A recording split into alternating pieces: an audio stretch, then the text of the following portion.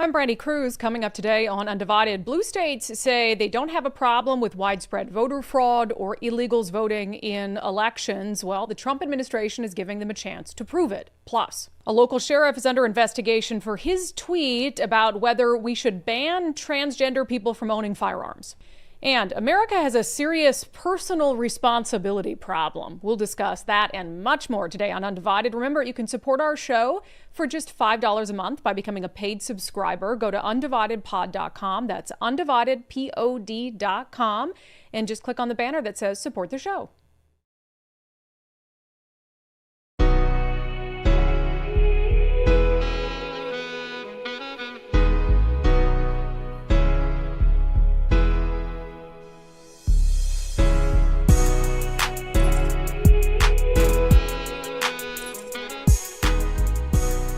Hello and welcome to Undivided. Thank you for being here. Thank you so much for your commitment to giving common sense a comeback. We're seeing the news that you're all seeing right now. I got to say, I'm a little shaken up coming onto the show today. We just saw the news that Charlie Kirk has been apparently shot, of course, of Turning Point USA. What we know right now is that he was hosting one of these events that he, goes often to college campuses, hosts events where he basically invites people to come who disagree with him and ask him questions. It's called the American Comeback Tour. He's been doing this all over. The event that he was hosting just minutes ago when this happened was in Utah. The vice president of the United States putting out a post on X saying, "Say a prayer for Charlie Kirk, a genuinely good guy and a young father." And I'll tell you, I've seen the video. It does appear that he is shot. I don't want to be too graphic, but in that, if you could pull that back up, Nicole, it definitely sounds like a real gunshot. You see what appears to be kind of a center mass in his heart area kind of hit him, and the camera of the shot that I've seen pans away pretty quickly as the crowd starts to realize what's happened. I have also seen video of police with an apparent suspect on the ground. We don't know if Charlie Kirk is alive or dead. We don't know the extent of his injuries. I will say it was one gunshot. It doesn't sound like from the video or appear from the video that it was, a mass shooting in the sense that, more gunshots rang out after that. So certainly it seems like it was obvious, very obviously targeted toward Charlie Kirk. I think there's a couple of reasons I'm obviously shaken up about it. We don't really know the extent of his injuries at this moment. And as the vice president pointed out, he's, a young father. He's got a very young daughter. And we're in this period of time in our country where we've had, people tried to kill the president of the United States when he was running again. And we have this really elevated political climate that we're all living in. And Charlie Kirk has certainly been at the center of that, trying to raise awareness for some of what's going wrong in this country around crime and radical gender ideology, and that's some of what he talks about as he's out touring the country. And I'll say I've often thought, as he's been out there, what a precarious and dangerous situation that is for him. He's one of the most prominent political figures on the right nationally, and he goes and he's got these huge crowds, and he's always surrounded by bodyguards, but he is sitting himself in front of these large crowds, with the stated intention of inviting in people who disagree with him pretty profoundly. So that's, the extent of what we know so far. Of course, we're watching this as everybody else is watching this. I will say, I think Nicole and I were, I was almost instantly in tears over this. And, there are people who are in these positions like Charlie Kirk who put themselves out there all over the country trying to make a change for our country and for, the better, I think, in his case. And it's scary. It's scary stuff. It hits a little too close to home when you talk about sort of conservative influencers and people who are often vilified unfairly for what should really be mainstream beliefs. In the case of Charlie Kirk, again, as I've said, has he said some controversial things? Of course, haven't we all, right? And, things like radical gender ideology that used to be really controversial that aren't so controversial anymore. So we're following all of this, and we'll let you guys know more as the day goes on. This isn't a breaking news show. It's not what we're designed to do, but we of course had to talk about that as we came on the show today. So we'll keep you guys updated if anything serious breaks. But again, Charlie Kirk of Turning Point USA apparently shot while hosting an event in Utah just a few minutes ago. An alleged suspect is in custody, and that is the extent of what we know so far. Of course, others sending him well wishes, including the Vice President of the United States. So pretty shaken up. And we have a segment later on in the show where we're talking about this political climate in our country and how bad things are getting. And I think this is just one more reminder of this. So, of course, we join all the prayers for Charlie Kirk and hoping that this is not a fatal injury. And I don't know what else to say about it. All right, so we're going to get into what we had planned for the show today, and we'll talk more about Charlie Kirk later on. So, there's been talk for years on the right and on the left about voter integrity, and President Donald Trump has talked about this quite a bit. He believes the 2020 election was stolen from him. I've said all along that I don't believe that there has been any proof shown that the 2020 election was stolen from Donald Trump in the sense that there was manipulation of votes or that there was such a large number of illegal votes that it cost him the election. I haven't seen any evidence of that. Now, that doesn't mean that I don't believe that there's fraud in our elections. It doesn't mean that I don't believe that there are people who are voting who are in the country illegally. And also, I've sort of been talking to people over the years who do believe that the 2020 election was stolen from President Trump.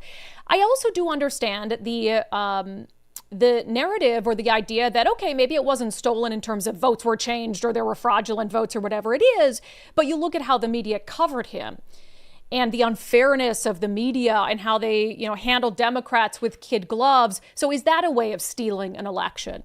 Of pushing false conspiracies about the president of the United States and Russian collusion and all of these things.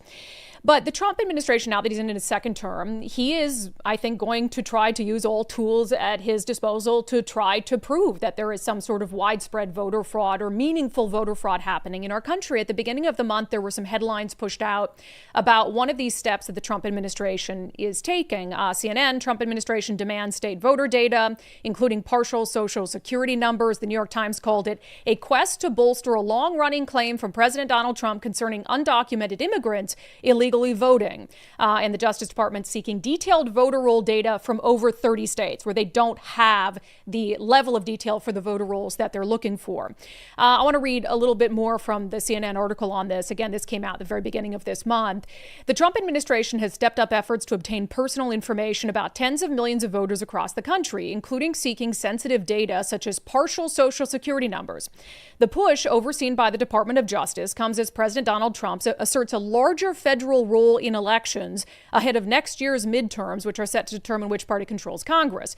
In recent weeks, state election officials have received letters from Harmeet Dillon, who oversees the Justice Department's Civil Rights Division, seeking unredacted copies of states' voter registration databases. The information includes voters' names, birth dates, addresses, and driver's license numbers, or the last four digits of their social security number. The agency has told states that the information is necessary to ensure compliance with a federal law that requires states to maintain accurate voter registration rules. So not a surprise, I don't think, to anyone that one of those letters from the Department of Justice went to the state of Washington and Secretary of State Steve Hobbs. He received a letter from the U.S. Department of Justice and Harmeet Dillon on September 8th, and it requests just that information. And they say that that's necessary to show that the state is complying with the National Voter Registration Act and HAVA, the Help America Vote Act.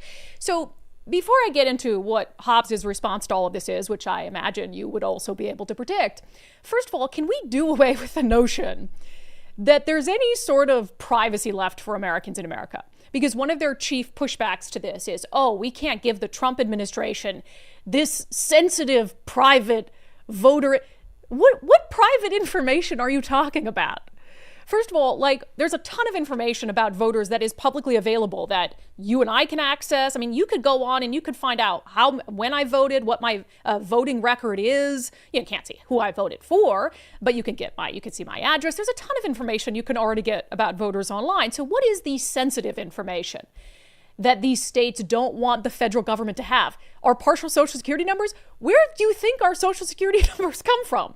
The federal government. This idea that we have any privacy left whatsoever from the federal government is just outrageous. And that is the concern that Steve Hobbs says he has with providing this information to the federal government on our voter databases. This is from the Seattle Times. Trump's DOJ requests Washington voter data, including personal info. Hobbs said in an interview Tuesday that he and his team are reviewing the letter before making a formal response, but that most likely we will not give them that information.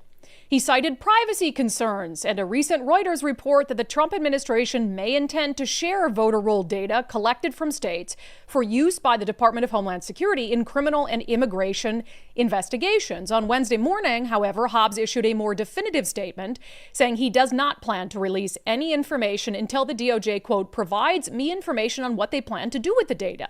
He said his office will respond after he's had a chance to fully assess that information while working with stakeholders and ensuring our response meets both state and federal legal requirements. So there's so much going on in my brain about this, because on one hand, I just think it's stupid to cite privacy concerns, because again, the most sensitive information included in what the Department of Justice is asking for is arguably something the Department of Justice could already access through other means, and that is social security numbers. In this case, the last 4 digits of someone's social security number. All the other information is publicly available for all of us, except driver's license numbers, but they're asking for either your driver's license number or the last 4 digits of your social security number. So if they're concerned that the federal government is going to get this information and then they're going to hand it off to ICE, because remember, in our state now, they don't let ICE access our driver's license databases, then say, okay, well, we're not going to give you driver's license numbers because we're concerned that you're going to give them to ICE and they're going to use it somehow in their immigration enforcement. But, the social security number, last 4 digits, that's something that you could access. It would be more tedious, but you could put together anyway. So just give them the social security information. So there's really not a privacy argument to be had here. Now, if the federal government, if our election voter database was only relevant to local and state elections, right? Then, yeah, I don't see the need for the federal government to have it. But of course, voters vote for things that are federal. They vote for members of Congress. They vote for their U.S. representatives, their senators. They vote for the president of the United States. So the idea that the federal government has no stake in knowing whether our voter rolls are clean state by state is absolutely ludicrous. But the reason I wanted to talk about this today is you've had our Secretary of State and Democrats in the state of Washington swear up and down and left and right that there just is not fraud happening in our elections and that we are not registering illegal aliens to vote, and it's simply not happening. Okay, cool. Then prove it. It's such an easy step. It is such an easy step to say, no, this isn't happening. And we are finally going to just put all of this to rest. And we're going to give the Trump administration this data because we're very confident that we don't have large numbers of people voting who aren't allowed to vote. Why would they not want to do that? After all, remember the Secretary of State's office got super mad the other day about that Glenn Morgan report? Glenn Morgan of We the Governed saying that 14% of Washington voters have no social security number either at all or on file. And he said that means 1 in 7 Washington state voters are illegal under federal law. And the Secretary of State's office came out and said, oh my God, that's not even close to being true. We don't even require people to have social security numbers. And the number of people who don't is just minuscule. Okay, well then prove it. We could also, while we're at it, that would put to bed, the accusations of a stolen election, which Democrats, have said up and down isn't true, and I don't believe is true either. And then all these accusations that illegals in blue states are voting, that our vote by mail system isn't safe and secure. It isn't as if this is something that's not able to be proven to be true or false. So the only reason they wouldn't want to provide this information, in my mind, is because they know that it will show that we have a bunch of illegal aliens who are registered to vote in the state. Doth protest too much. When you want to hide something as the government, and this goes for any government and entity, when their automatic response is to want to hide something, as it was here for Secretary of State Steve Hobbs, that tells me there's something to hide. And again, it's not a privacy issue. We're not dealing with a privacy issue. There is no privacy when it comes to the government of the United States. They know everything about us and they can get their hands on it and it doesn't matter. So it's not a privacy issue. So the only other thing that it could be is, one, maybe they think that the federal government's going to turn around and use that data to more easily apprehend illegals. But isn't that the admission that the voter rolls have information? on illegals, right? So you're concerned that they're going to use the voter roll data that you give them to aid in their deportation efforts. Gee, why would you be concerned about that if the information that you have doesn't contain information that would identify illegal aliens living in the state of Washington? It's absolutely insane. So to me, and there's 30 states again, and some of those are red states that they want information on, the federal government wants information on. I think any state that is going to say we're not going to provide that information to you, it's almost an admission that they know that they have people who are illegal who are voting in their state.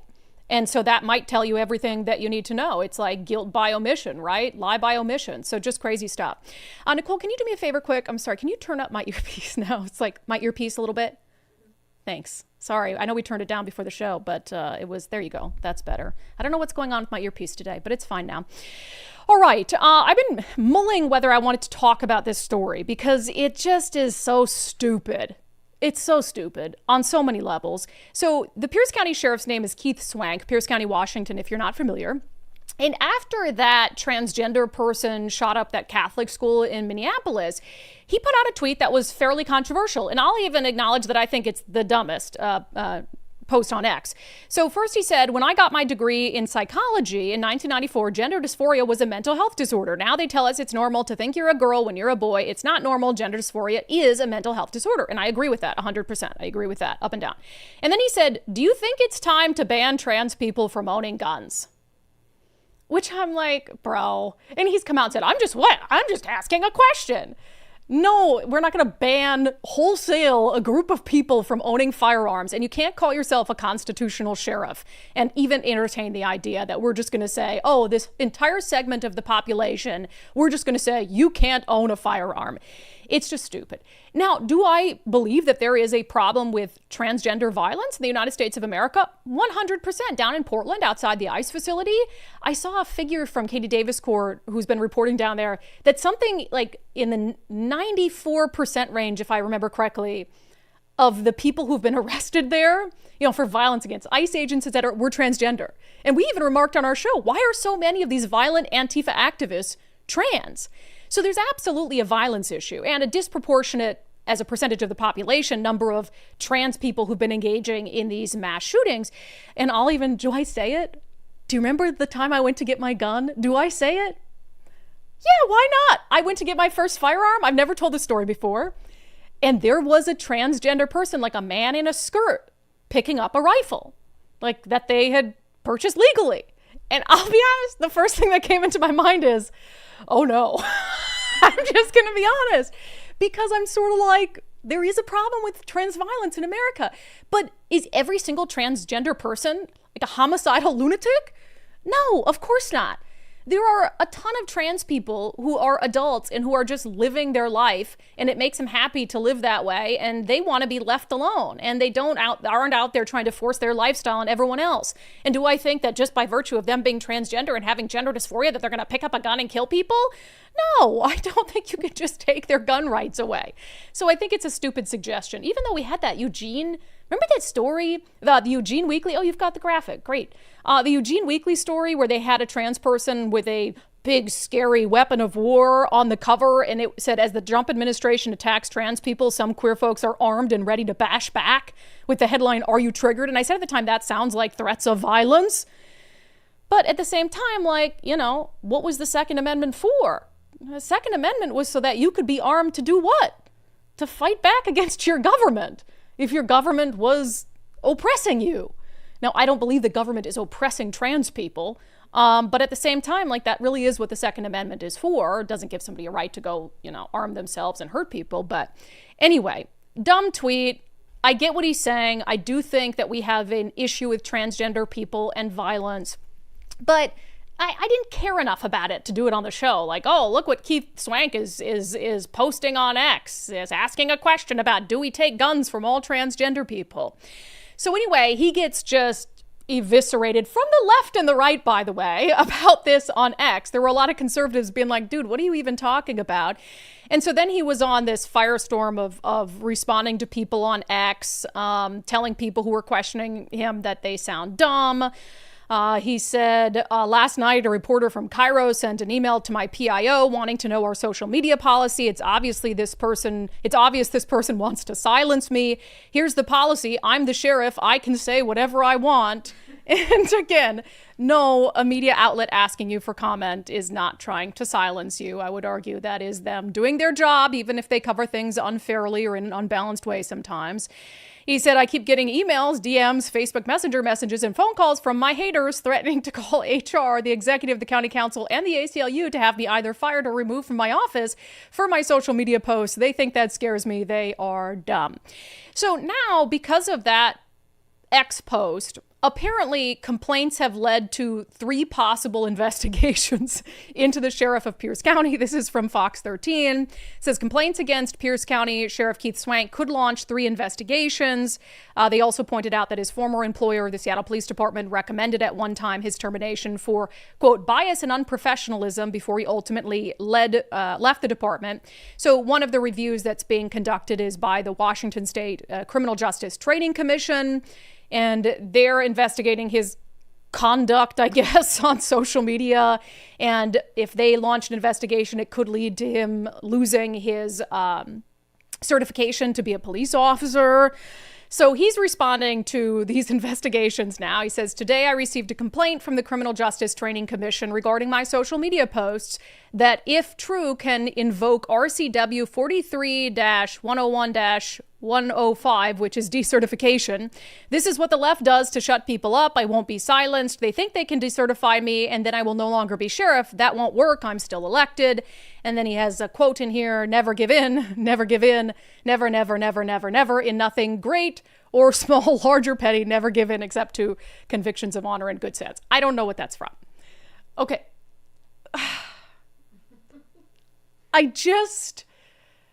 Maybe he should post on X less, but he's the elected sheriff. He's the elected sheriff.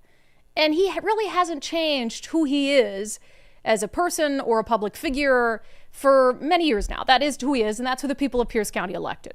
So if they think that his X posts go too far, then they can unelect him the next time. The next election, they can choose someone else.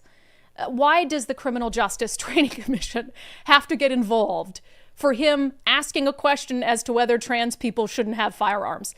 As dumb as I think that question is. Now, if he was on social media saying, I'm going to arrest transgender people if I see them with a gun, then that's a much different situation. But I also wanted to talk about the media's coverage of this and how disproportionate it is. Like, Democrats can say and do all sorts of loony shit, and the media just looks the other way. But oh my God, Keith Swank, we're all over it. So I was on vacation and I got this, I'm a subscriber to the Tacoma News Tribune. I really need to unsubscribe, but it was the only way I could read a story one time and I just haven't unsubscribed yet. Forgive me. But I got this, they send, recommended reads to your inbox. And it says, so TNT best reads, Pierce County Sheriff Keith Swank's taxpayer-funded salary exceeds $207,000. The job description doesn't say anything about fiddling around on social media. It says the sheriff has claimed his online activity is a personal hobby, but it uses his public office to win notoriety. That's not his job. So the Tacoma News Tribune is complaining that, hey, he makes $207,000 a year, but his job description doesn't say anything about fiddling around on social media. Now, generally speaking, I like my elected leaders to be laser focused on doing their jobs. And I've even criticized President Trump when he used to he still posts a lot, but certainly not as much as he used to post when he did have an active X account that he used. I want you to do your job. He's the sheriff of Pierce County. They have a crime problem down there, just like elsewhere in Washington state. I would like him to be focused on the crime problem and maybe not posting on X so much. But a lot of politicians on both sides of the aisle spend an awful lot of time on social media. And I couldn't help but notice. So after the Tacoma News Tribune pushes that out, fiddling around on social media isn't part of his job, couldn't help but notice this post from Attorney General Nick Brown on his official Attorney General account. AG Nick Brown reads mean tweets. Ladies and gentlemen, this is a 5-minute video of the Attorney General of Washington State, produced by his office with taxpayer funds, of him reading mean tweets that people have sent him. Let's watch. I get a lot of mean tweets, and so we're going to share those with everyone today. First up, you are dirtier, less reliable, and less efficient than you should be. Aw, thank you for your comments. Nick Brown is what a dickhead looks like. Wow. Were you born an asshole, Nick? Or is being an asshole something you've worked towards? Well, Jason, don't surf. I've also never surfed, and I don't know if this just comes natural or not. Thank you for your comments. Oh man, dickhead-shaped turd. Is that a question? Is that a comment? And you, Nick, is what stupid looks like. Thanks, Chuck. Appreciate the comment. 5 minutes long. 5 minutes of him reading tweets that people sent him that were mean. And the Tacoma News Tribune is concerned. Sorry, Nicole, my ear's way too loud now. We're having issues with my earpiece. Sorry. And the Tacoma News Tribune is concerned about Keith Swank sending out a couple tweets about transgender people.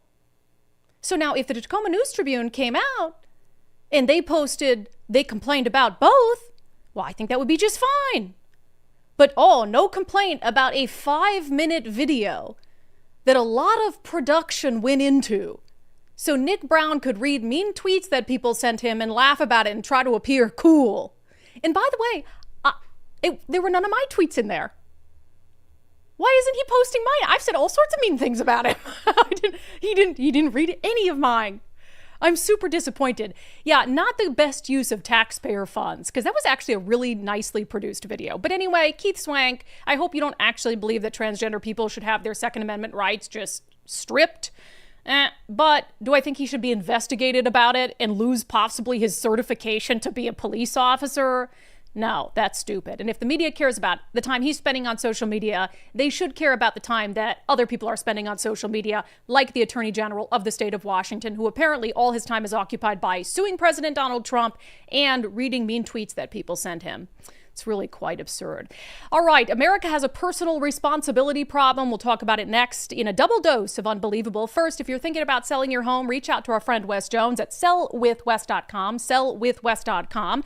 Wes and his team have an innovative marketing strategy to make sure that you get the most possible eyeballs on your listing. And, once you get the most eyeballs on your listing, that's more feet in the door, and that's more, hopefully, offers on the table. And Wes and his team have a second to none marketing service where they're going to come in, and you got to really just look at the listings that they put out there compared to other listings on the market, the photos, the videos, the comprehensive walkthroughs of homes. It really does make your listing stand out, and that's a big deal. So sellwithwes.com, sellwithwes.com. It really just is a better way to sell your home. Start by using their home value calculator to see how much your home is worth. It might be worth more than you think. Sellwithwes.com, a better way to sell your home. All right. Personal responsibility has gone out the window in America. And I don't think that some of the ills that are facing our country will be fixed until people are forced to take responsibility for their own actions. Let's talk about it in a double dose of unbelievable.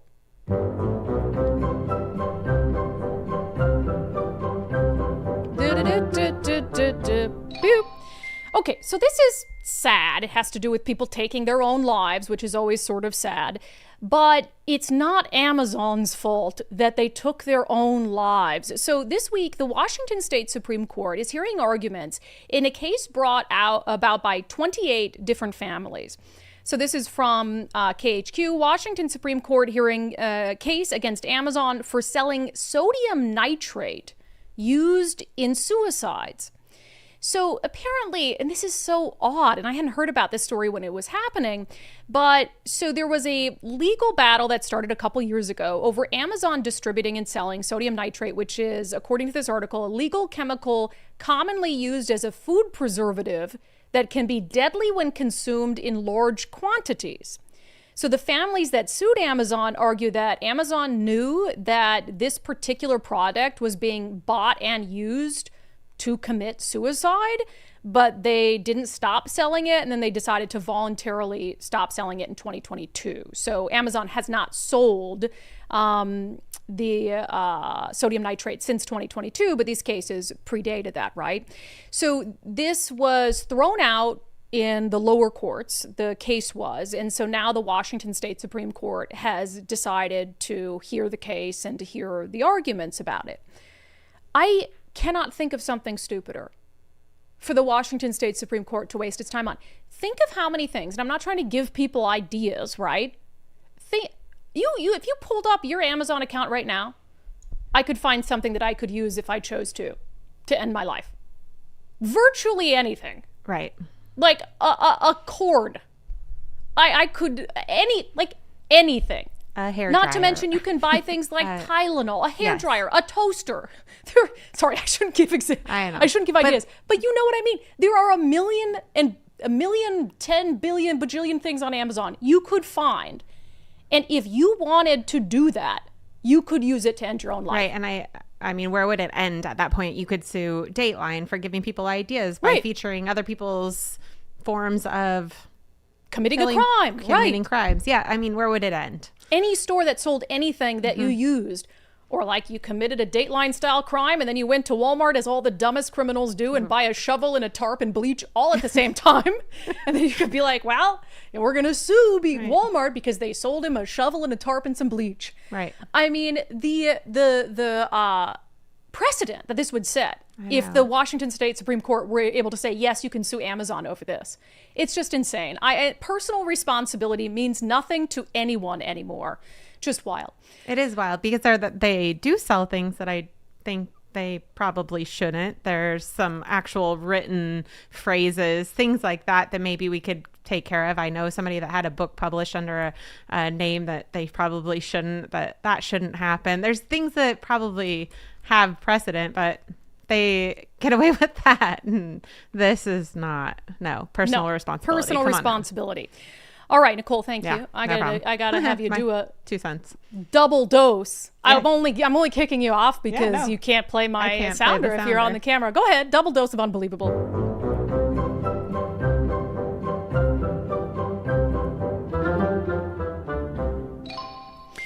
All right, I have candidates in personal responsibility. This is a fascinating story because it's really not often that a judge, after an election, after a primary, disqualifies a candidate from being on the ballot. But it's happening up in the city of Everett right now. So this is just a wild story. So the Linwood Times has done some fantastic reporting on this. So there is a Everett City Council candidate named Nico Battle, and he emerged out of the primary, and he was heading toward the November general election. Well, not anymore. He just got kicked off the ballot by a judge because, does this sound familiar? He doesn't live in the city of Everett. And he has to live in the city of Everett in order to be able to run. So the Linwood Times had broken this story initially. It said, according to Washington voter registration data, Battle registered to vote in Snohomish County on May 7th, 2025, just 5 days before filing to run for the city council position. So he hadn't at least lived there long enough, according to Everett Municipal Code, to be able to run to be on the Everett City Council. So, of course, another candidate in the race had challenged his eligibility, and the judge told Nico Battle, you literally have provided no evidence that you live, as you claim, in the city of Everett. It is the policy of the state of Washington that our candidates live in the area from which they will represent their constituency. The constituency of Everett City Council District 4 requires a member of that district to represent them properly. You haven't provided us with a library card that demonstrates your address. You haven't provided us with a driver's license, any kind of ID card that would demonstrate that, other than the fact that your own statement that you're living with friends in the Sage Apartments, and that you also occasionally go out of business, which is fine with me. You have a right to do that. You will not say who the names of those people are. That's your right to do that. The address at the Sage Apartments, 1731 12th Street, Southwest Everett, has been refuted by the landlord property manager, who does not know you, never heard of you, hasn't seen you. Once that declaration was put in play, you had the obligation at least to refute that by showing what? Maybe there was a photograph of you. Maybe there's a piece of mail that you got there. Anything. You did none of that. I don't see any evidence here that supports the claim that you are living in District 4, City of Everett. Therefore, I'm rendering judgment in favor of Mr. Dimas. Okay, so he had ample opportunity to be able to prove that he lived in this district that he was running to represent, right? The judge is hilarious. You couldn't even give us a library card, a piece of mail. You said you had people who could vouch for you. You wouldn't give us their names. Like literally nothing. Apparently outside court, reporters were asking him, hey, like give us your driver's license. Let us see. And he's like, oh, I don't have my wallet on me. Like stupidest. What do you think Nico Battle is blaming for this ordeal that he's in? Anybody? I'll give you a second. Anybody? Racism, of course, because young black men have been taught by the system to just blame the color of their skin for everything. And they're the victim of racism. And that's what he said is going on here. He said that this is a new iteration of an old game, anti-black class warfare. They're coming after me because I don't have the resources to defend myself with high-powered attorneys, Battle shared. They're coming after me because I don't have the resources to have the same level of stability that some people like my opponent or one of my former opponents who decided to show up today has. They're coming after me because they've got deep-pocketed political connections, and that's been made very clear. No, they're coming after you because you don't live where you say you live. And unfortunately for you, sir, you have to live in that district to be able to represent that district on the Everett City Council. And you've decided that you're going to blame everyone under the sun but yourself, and it's all about race. And the immediate thing I thought of, who do you think I thought of immediately? Josh Binda.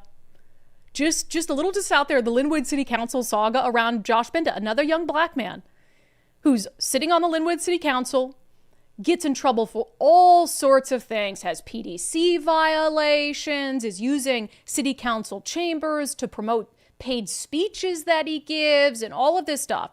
And also wasn't living where he said he was living. And what has he blamed throughout all of this? Oh, of course, racism. Remember when he posted that weird, like, shirtless sexual selfie to promote speeches he gives to school children? And everybody's like, hey, dude, that's kind of strange. And he's like, racism. This is what we've instilled. I don't even necessarily blame him or this Nico guy, because that's what their teachers in Washington State have taught them. That's what community leaders have taught them. That's what Democratic leaders have taught them, is you are an absolute victim of the system because of the color of your skin. You don't have to take personal responsibility for anything at all. Anything bad that happens to you isn't your fault. It's because you're black. And so they think, and Josh Binda has actually been able to get away with it. Josh Binda has been able to get away with all of these things and blame it on racism, and he still gets to keep his city council seat. I'm just glad that this one judge in Snohomish County knew better and wasn't buying the racism argument from this city council candidate, Nico Battle. Kind of a shame, though, that it didn't come out before the election, that a decision wasn't made. It was out before the primary, but a decision hadn't been made on it, because it's like people did vote for him, even though he didn't live there, which is kind of crazy. It just shows that people just vote for anyone, right? Because it does, in a sense, disenfranchise voters, but they weren't operating with the full knowledge of the fact that he didn't live there when they decided to vote for him. So just crazy. No personal responsibility anymore. All right, coming up next, we absolutely, I think, are racing toward, I hate to use this phrase even, but a race war in the United States. Things are, and we'll check in on the Charlie Kirk situation in a moment. For those of you who weren't watching off the top of the show, I'm sure by now you know that Charlie Kirk was shot. It looks like in the neck. There was some, I thought it looked like it was sort of lower, but I've seen it was like right a big kind of neck, heart area. Horrible. But we have a really heated, horrible political climate in the country right now. So I can't say it's necessarily a surprise. And I think the media wants it. The media feeds off it, specifically on the issue of race. So we're going to discuss that coming up next. First, I have told you guys for years now to become a member of the First Mark family. Reach out to First Mark Insurance, firstmarkinsurance.com. And really, to me, it's about a couple things. They share our values. I think that's number one as a company, which is the only reason, or the only people we have on the show as sponsors are people who share our values. So I think that's a good place to start.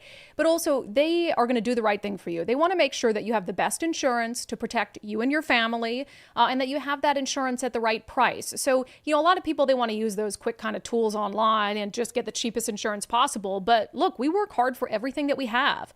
I know that's the case for you and your family, and you want to make sure that if the unthinkable happens, you have enough insurance to make things right again. And so First Mark is balancing those two interests. They're going to make sure you have the best insurance, you're not paying for anything that you don't need, and then you have the best insurance at the right price. There are so many undivided viewers and listeners who are a member of the First Mark family. There's a reason for that.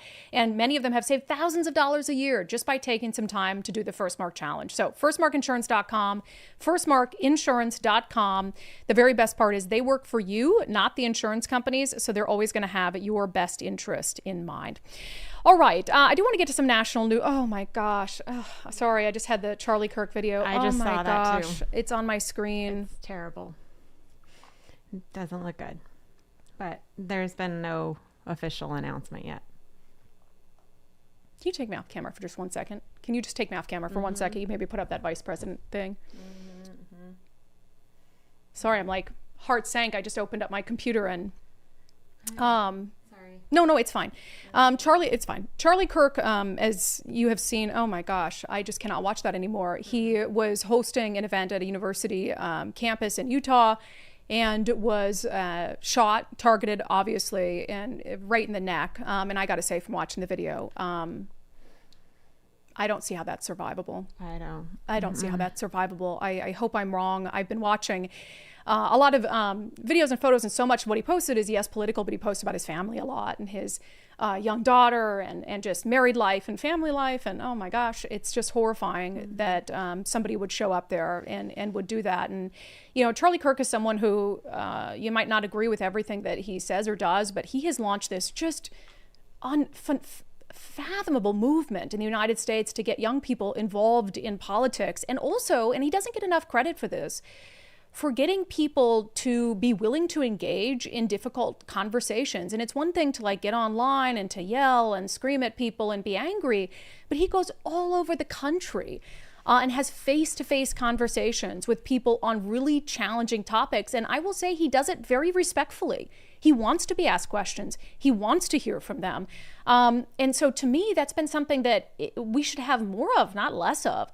And, these people get up and they'll be mad at him over his views. And oftentimes he's able to explain his position and he sort of talks them down a little bit. And they can leave having some semblance of common ground and understanding. So, that is possible. It's possible even when you have someone like Charlie Kirk, who's this larger than life figure who has, some very deep conservative beliefs, to be able to stand face to face with someone and have a conversation with them about issues like radical gender ideology and what's happening in schools. And so this is horrifying, and it absolutely is going to do nothing for the political climate in this country. Again, I have not heard any sort of confirmation about Charlie Kirk's condition, but I'll say, having seen the video, I just know that it's grave. And if Nicole sees something different, we want to make sure it's confirmed. There's always a ton of information going around on social media. But I already had a segment planned for the show today to talk about this political climate that we're in. And I will admit, even because I tend more towards sort of conservative circles. I've gotten much more conservative as the years have gone by. And so my algorithm definitely feeds me that. And I will say, I don't know about you, but on X, I just can't watch another minute of the video of the stabbing on the train in Charlotte. It is so hard to watch. And for a long period of time yesterday, that video was just like the Charlie Kirk video was all over my social media. And it just broke me inside. I imagine everyone's familiar with the story by now, but there was the Ukrainian refugee who came to the United States for a better life, fled war-torn Ukraine, was coming back from work at a pizza shop, stabbed repeatedly in the neck by a career criminal. And, conservatives did pick up on it immediately, and race became a big part of that conversation. Here you have this black man, repeat criminal, who stabs this beautiful young white woman to death. But the reason why conservatives picked up on race is because so often the media picks up on race when it's the other way around. And that was the issue that conservatives were pointing out so much, and it was totally valid. And then you saw the media. Nicole, can we go to the new headlines on this? We saw the media's coverage of it. Conservatives blamed them for like 48 hours. They aren't even talking about this. If this had been a white person who had gone on a train, brutally murdered a black person, then walked off saying, I got that black girl, I got that black girl, this would have been lead story on every evening newscast. It would have been front page of every newspaper. But because it was the other way around, there was nothing. And it was even worse than nothing, frankly, when they started to cover it. We talked about a couple of the headlines yesterday from Politico. Ukrainian refugee killed in North Carolina gets dragged into political messaging war. Axios, the gruesome video of the fatal knife attack on a light rail car in Charlotte is drawing attention from MAGA influencers seeking to elevate the issue of violent urban crime. There's been even more horrible takes. One local one from the News Tribune screaming about crime after Charlotte train stabbing is not only political, it's wrong. News Tribune, what is the proper response to seeing a video of something so horrific? Is it not to scream out in disgust and despair? Why is it wrong to be horrified and mortified by a young woman being stabbed to death in such a brutal way? And maybe if Democrats would join us in screaming about crime wouldn't be so bad to begin with. And then this one from the New York Times really took the cake. I mean, they were talking about, what happened. And then they said, and blaming MAGA and conservatives for elevating the murder. In North Carolina, as in other southern states, newspapers in the Jim Crow era often egregiously exaggerated stories about black criminality. Among other things, such stories served as a precursor to a white supremacist uprising in Wilmington, North Carolina in 1898, in which at least 60 black men were killed. So they're basically suggesting that conservatives getting mad about a young white woman being brutally murdered is similar to back in the Jim Crow era when newspapers over-exaggerated black crime and it led to a white supremacist uprising. And then there was a couple people on X who pointed out in that same article that the New York Times put out, they were reading it, and they noticed something we've discussed on the show before, which is the New York Times, as it's talking about this. So just one example. After the video's release, a number of influential conservatives also accused major news outlets, including the New York Times, of ignoring the story because the crime was committed by a black man against a white woman. Nicole, do you have this? Black man against a white woman. And in all the instances, they uppercase black and white is lowercased. So here you have this story where they're writing about a black man who brutally murdered a white woman. And when they reference him, they have all uppercase. And when they reference her, white is all lowercase throughout the entire article. It's okay, Nicole, we can move on. And when that was pointed out, we talked about it on the show before, people were revisiting this decision and why it was made. It was made in July of 2020 during everything that had happened with George Floyd, and the New York Times and the Associated Press, which sets the style guide for the media. So the Associated Press sets a style guide and most media outlets follow it. They decided in 2020 that they were going to uppercase, this is from the New York Times, why we're capitalizing black. The Times has changed its style on the term's usage to better reflect a shared cultural identity. Most murders in the U.S. Sorry, that's okay. I'll let you get there. Sorry, we're dealing with this Charlie Kirk thing. There we go. Why we're capitalizing black. The Times has changed its style on the term's usage to better reflect a shared cultural identity. Here's what led to the decision. And so they explain about, black is, more than just a color. It's a shared cultural identity. And then they explain, and this one's from the Associated Press, why they're going to continue, despite that decision, to lowercase the term white. They said AP style will continue to lowercase the term white in racial, ethnic, and cultural senses. This decision follows our move last month to capitalize black in such uses. We consulted with a wide group of people internally and externally around the globe and considered a variety of commentary in making these decisions. There was a clear desire and reason to capitalize black. Most notably, people who are black have strong historical and cultural commonalities, even if they are from different parts of the world, and even if they now live in different parts of the world. That includes the shared experience of discrimination due solely to the color of one's skin. There is, at this time, less support for capitalizing white, white people generally do not share the same history and culture or the experience of being discriminated against because of skin color. In addition, we are a global news organization, and in much of the world, there is considerable disagreement, ambiguity, and confusion about who the term includes.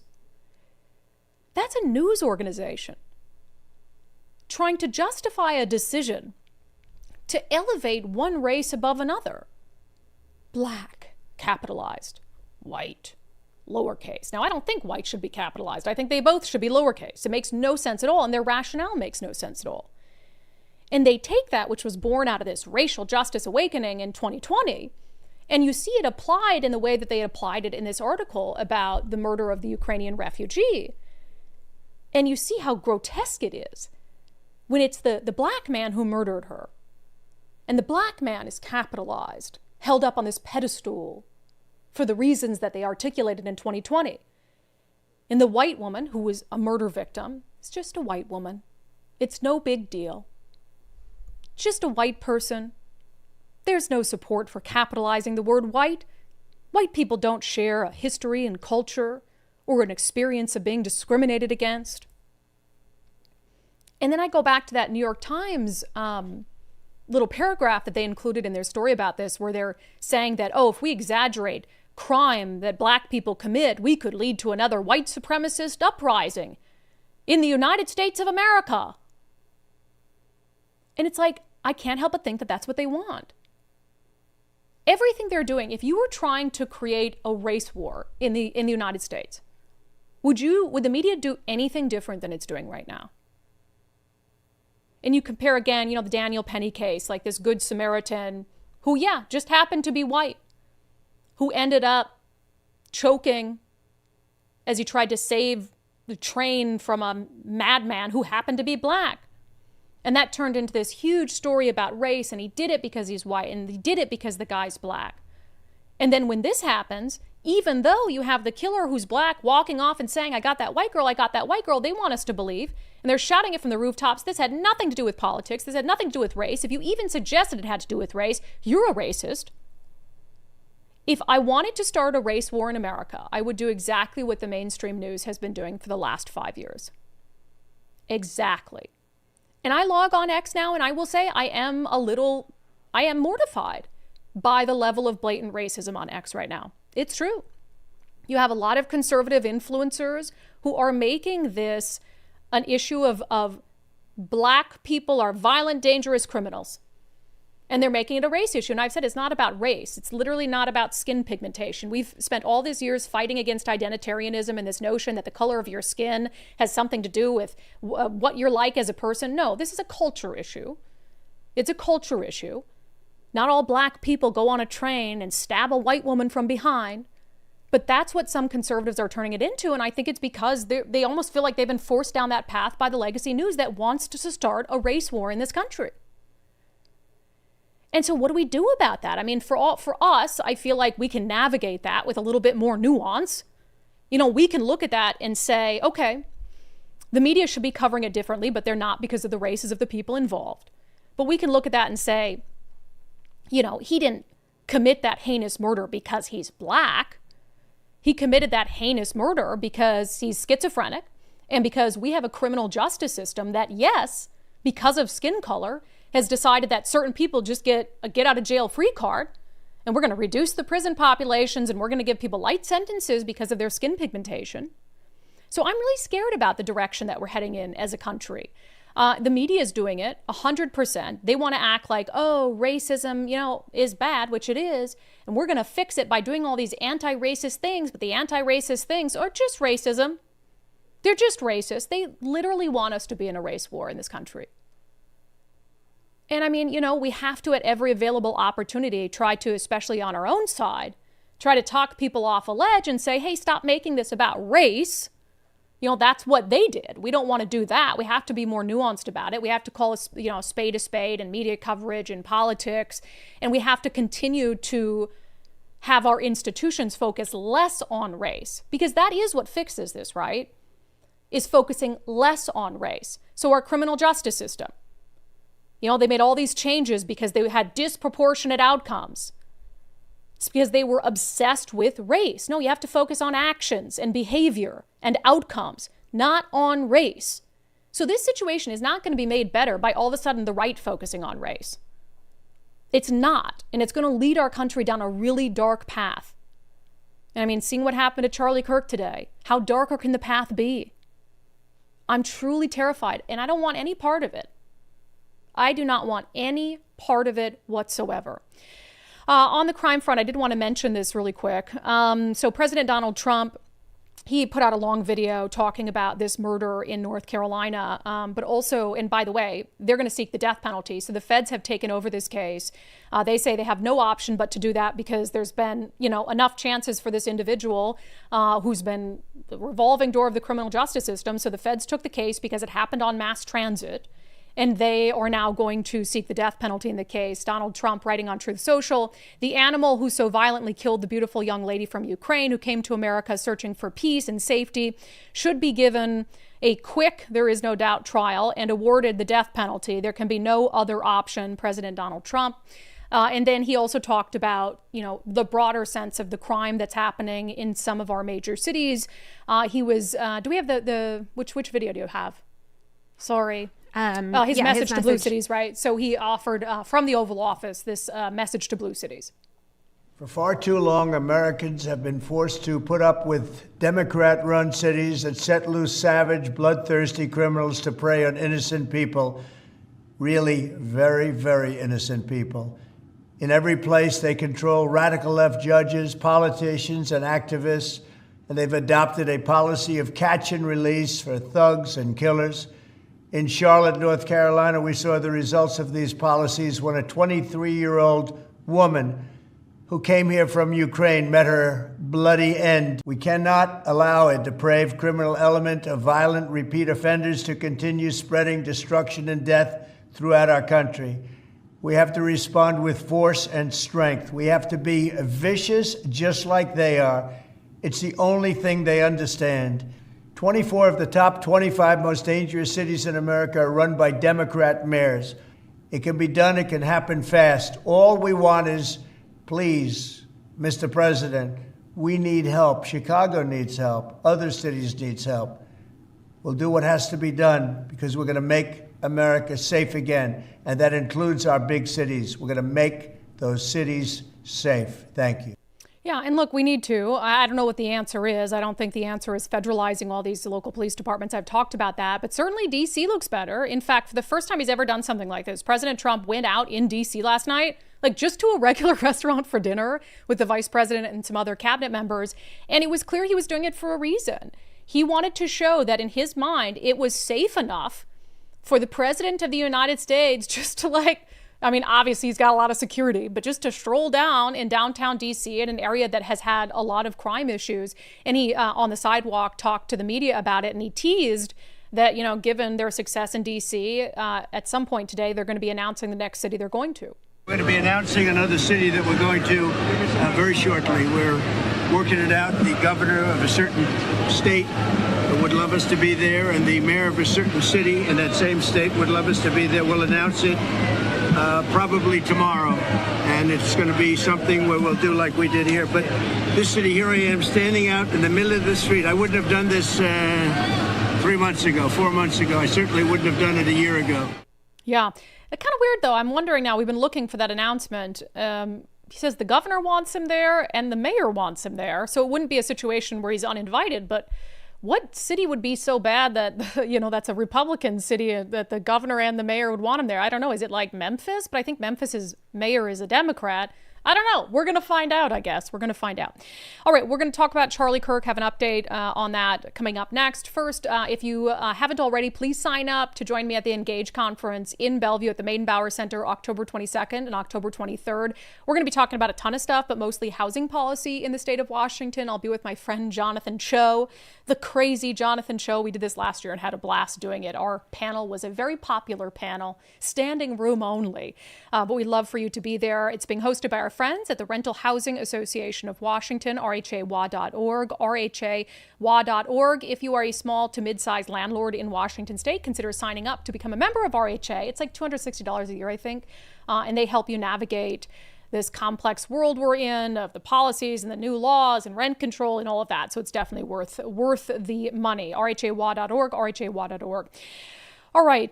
This from the Associated Press saying Charlie Kirk is in critical condition. They're citing a law enforcement official after he was shot in the neck outside a university in Utah just about an hour ago now. President Donald Trump posting on X, "We must all pray for Charlie Kirk, who has been shot. A great guy from top to bottom. God bless him." The president joining the vice president who offered similar sentiments to Charlie Kirk, who I think was an instrumental figure in getting President Donald Trump reelected again, and really in bringing out the youth in this country, and in particular young conservative men. Charlie Kirk, I think best known besides being the founder of Turning Point USA, for hosting these conversations on college campuses all over the country, where he talks to people he agrees with and people he disagrees with. And, that is such a noble thing. And to see him, I mean, the video is horrific. It's absolutely horrific. Watching it earlier, we didn't play it on the show, but I said I just don't know how that injury is survivable. But we're obviously just thinking about him, and I know all of you will be praying for him. It does not help the temperature in this country, and first and foremost, he is a husband and a father. And it's sad that so many people can't see people like that. That you see politics and you see politics only, and you're just conditioned to hate, and you can't see the human element and the person behind it, and that he is a father to a little girl and a husband, and he's done some awesome things for this country and getting people interested in politics and getting active and engaged. And I'm just absolutely hoping that he can come through this.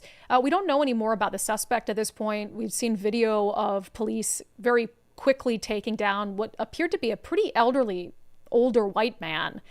So that is about all we know at this point. And it wasn't a kind of mass shooting situation in the sense that this individual showed up, because the crowd was huge, well over 1,000 people.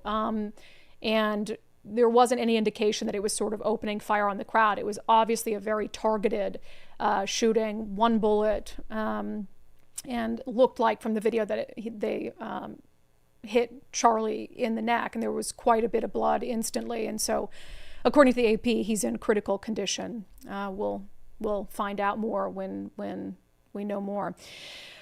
All right. In this regard, kind of on this topic, sorry you guys, that's the first thing. I saw that in the 10 seconds before we came on the air today, and I've just been shaken up this whole show. It's just, and obviously there's a little bit of it that hits a little close, very close to home. And I'm not saying that in any regard we're anywhere near the notoriety of Charlie Kirk, but we've had some security scares this year, both at the studio and at home, and that stuff is always sort of in the back of your head when you're going out and doing things, and you're out in the community and you're taking stances on things that people don't like, and you have this unhinged environment that the media is fostering. And so I'd be lying if I didn't tell you that I thought about that stuff all the time. And there's this moment where we see that right before the show, and I think Nicole and I are also pretty shaken by it, as all of you are. All right, I want to get to our daily subscriber show poll. I asked you guys, and it has to do with what happened in Charlotte. Do you believe race relations in America are improving or declining? Improving or declining? Nicole, what say you? Well, I actually think in reality and all of our lives, it's still improving, but according to the media and according to, the politics and things like that, then we're all under the impression that it's declining. And so we're forced to act and feel like it's declining. But I actually don't think that's the reality that people are living in. And I would like to think that that's not really how people are acting and feeling. I mean, I'm obviously not Black, so I don't know how they feel and live, but I don't see or feel that in in my life. I obviously don't act like that or feel like that. I don't know. I just feel like that's something that they want us to believe. I feel like that's something that politicians do. They want to to be an excuse for the way you should vote or the way you should act or feel or excuse activity. Yeah. And I really don't think that's reality. Yeah, I think I do believe it's declining at this point, but I believe it's a forced decline. So when they started acting like race relations were declining or on the fritz or something in America in 2020, race relations had never been better in America. Right. It wasn't even something that we, for regular people, we thought about in our day-to-day life. Like, oh, what's happening with the other race today? It was just like, it wasn't even a thing. And then because of one incident, really, George Floyd, they started acting like we were in this racial crisis in the country. And then people started to believe it. And then they started to act unhinged toward white people. And now I actually do believe race relations are declining because I think there's a lot of people who are sick of it. And they're sick of being treated as less than because of the color of their skin, in this case, white. And maybe I'm stuck in this sort of bubble of conservatism, but I do think it's declining, but it's an artificial decline brought about by media coverage. Okay. Okay, so I would say yes. And I guess that's maybe where I'm trying to go with it, is the artificial description that you just used. So it shouldn't be, because I don't think people actually think the way that they're having to act, right? So I don't think that anybody thinks that anybody is less important or less, than what, there's not a racist heart in these people. It's just that we're being told that we're victims, or we're responding to the changes. Yeah, we're responding to the frustration that, you're going to thrust our communities into chaos because you want to treat black people with kid gloves. Like, we're responding to the system's racism. But it shouldn't be not like that. Individual people, right? But 80% of our subscribers say race relations in America are declining, and it's so sad to see. I mean, what a crazy situation compared to where we were in 2019. Let's see here. Anne, we were doing all right and on the road to better times until Obama was elected. What should have been betterment became worse. We aren't there yet, but on the way to recovery, where we are all just humans judged by our heart and not our color. But that's not what the left wants. They want to judge people based on color. They want us to be judged based on our skin tone. I mean, you're white, you're evil, you can't speak, shut up, like sit down, all these. It's just absolutely infuriating. Kevin says, I believe they're actually getting better. However, the fearmongers and race baiters are getting the airtime. They want to inflame it because it helps their political narrative. Like Van Jones on CNN. This stabber in Charlotte, murderer, literally walked off and said, I got that white girl, I got that white girl. And Van Jones, it was Charlie Kirk. Van Jones was accusing Charlie Kirk of being a race baiter just yesterday. Van Jones was on CNN accusing Charlie Kirk of being a race baiter, saying there was nothing political or racial, or nothing racial rather, about that murder, even though the guy walked off and said, I got that white girl, I got that white girl. Today, Charlie Kirk is in a hospital fighting for his life in critical condition because he was shot in the neck. So this is from Glenn Beck, but a friend of Charlie's, who is saying he's getting word that he's been stabilized. He's praying that it's true. He's not sure. Yeah. But I mean, he's just praying it's true. But true. Can you imagine? I hope that's true. They said the hospital is taking blood now, so that would be a good sign, right? But I don't know. Wow. I just see it. Well, you could see he lost a lot of blood. I don't want to be grotesque. I don't want to be gruesome, but he lost a lot of blood instantly. It made me nauseous. It was horrible. Becky says racism in most of the country was close to nil until the media and far left activists were granted a platform on mainstream and social media. They are now attempting to divide us for their own benefit. I have a multiracial, multicultural family. We had zero problems for years. It seems now that we have to overcome uncomfortable issues because the media is telling us how you should feel about subjects. And I will say about racial, multicultural, multiracial family, some of the most racist people in America right now are white progressive people who believe that other whites are like irreparably racist, horrible human beings. Some of the people who are fueling racial divisions the most in America right now are like 60, 70 something white progressives. It's absolutely disgusting. All right, we will get to subscriber comments and our closing sanity check, although I think just with the Charlie Kirk thing, we might want to change it today. But all right, with trade deficits affecting the global markets, the uncertainty of AI, these new digital coins, like every single day. Are you concerned about how much risk your retirement portfolio is exposed to? Do you think maybe it's time to get back to basics? Join Bulwark Capital Zach Abraham for his Back to Basics live webinar. It's happening October 2nd at 3:30 p.m. Pacific. The webinar will be a frank discussion on the basic fundamentals of value investing, a perspective on the outlook for the remainder of 2025, plus a full reveal of how Bulwark is always looking for opportunities to lower risk, lower cost, and give your retirement as much upside as possible. Hear directly from Zach as he shares insights in his free Back to Basics webinar. Again, that's October 2nd, 3:30 p.m. Pacific. Register now at knowyourriskpodcast.com. That's knowyourriskpodcast.com. Okay, let's get to some comments here. We'll start with a few super chats over on YouTube. Matt Statchalek.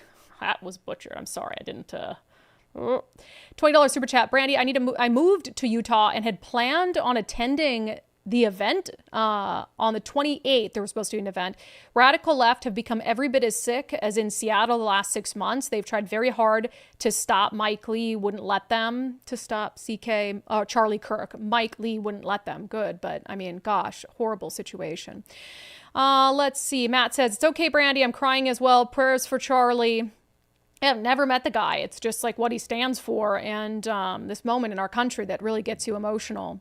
We have a political violence problem predominantly on the left in this country. It's time to acknowledge that. Moon Goddess, praying for Charlie Kirk. We need you now. Bill Biz, Brandi, Nicole, great to see you both back. The Truth Tellers segments were exceptional. By the way, Brandi, hair looks great. Thank you. Always could use a hair compliment, especially today. Let me see. Krista, when on earth will the media figure out that basic humanity and love for your fellow man needs to defeat all differences and differences in opinions? Gosh, we needed that comment today, Krista. Yeah, I agree with that. Greg Olakis says, sorry to say this, but pretty sure we're on the brink of a civil war, all planned by the elites. Some days, if you're living on X, it sure does feel like it. And then you go out into public and you realize there's some people who aren't paying attention to any of this. And they're just raising families and sending their kids to school and going to work and living their lives. And I am envious of them sometimes. Why? I don't understand why the history of being persecuted elevates one race and not the other. And don't you think if you're a white person in another country that is majority not white, you'll be discriminated against? This is so ridiculous. I mean, look at the white farmers in South Africa. So yeah, it's stupid to capitalize black and not white. Just don't capitalize either. It just makes no sense. Their justification for it makes no sense. It elevates one race above and one community above another. When, as Krista said, we're all love for a fellow man. We're all humans at the end of the day. Does this give you a little more fuel for Trump kicking them out of the Oval Office? Kicking who out of the Oval Office? The AP. Oh, no, because this has been they've been doing this since 2020. I this know, has been but 5 years. It's kind of the president can't kick the Associated Press out of the Oval Office. That's not going to help anything. I don't think they're fixable. They're never going to change. Well, I know, but I think that they're just held up as this like standard, and I don't think that they necessarily have to be the standard, because I you know, from my previous employer, they were the standard. Like everything they said went, and I don't think that's necessarily true anymore. I think as a media organization, you have to make your own decisions, because AP style doesn't necessarily mean the law and everything's right, because these media organizations are making decisions based on feelings and politics 100%. And I think things have to be looked at differently now. Yeah. So I'm not saying they should be kicked out of the Oval Office, but I am saying that not everything is the way it used to be. And not everything is, you know, journalism isn't what it used to be. They need to be roundly criticized, and that's what we are doing. B. Larson, there'll always be people who are racists, but compared to how things were when I was a kid in the 60s, it's night and day. Are things perfect yet? Hell no. Can we get better? Always. And I think one of the mistakes, well, it is one of the primary mistakes, is people confuse, they're looking at immutable characteristics rather than actions and intentions, right? And so it's like you can see this black man stabbing a white woman and judge his actions should be the only thing really that's judged. But the criminal justice system wants to judge his skin color in deciding what to do with him. And that's where we went wrong. I mean, he's been, 17 times he's been incarcerated or convicted or something like that. and there was all this money spent on trying to empty the prisons, and it was because of the color of his skin, not because of the actions of the people in prisons or anything like that. And so that's where everything just went totally off the deep end. All right. I think we're just gonna, a lot of prayers for Charlie Kirk. So Yeah. there's a lot of comments. With prayers for Charlie I think Kirk, we're going to so. skip the closing sanity check. It just feels inappropriate based It does. on what happened and what's going on with Charlie Kirk. Again, he was in critical condition. Glenn Beck is saying it appears that he's been stabilized. Gosh, I hope that's the case. We all have to lower the temperature. It doesn't mean that we can't have, deeply held beliefs. It doesn't mean we can't fight for them. It doesn't mean we can't talk about controversial issues and push back against things we think are insane and push back with all our heart and soul. We can do all of those things. But when it comes to this atmosphere that's just excusing and contributing to this idea that the only way to deal with our problems is like through violence or some sort of radical pushback. I mean, all of us have to work to try to tamp down the temperature in this country. So we're going to leave you with that today. Yeah, Turning Point says he's alive and fighting in the hospital. Turning Point USA just put that out. He's alive and fighting in the hospital. So that's where we'll end it today. Charlie Kirk. I know all of you will be saying prayers for him today and thinking about his wife and their daughter and all of that. So, all right. Thank you for being here. Thank you so much for your commitment to giving common sense a comeback. We appreciate every single one of you. We truly do. Oh, an emotional day. We do appreciate all of you and the support that you give us and the love and encouragement that you give us as we try to do our jobs and speak truths. And go out there and just hug your family today. Hug your husband, hug your wife, hug your kids, and we'll see you back here on the live show tomorrow at noon.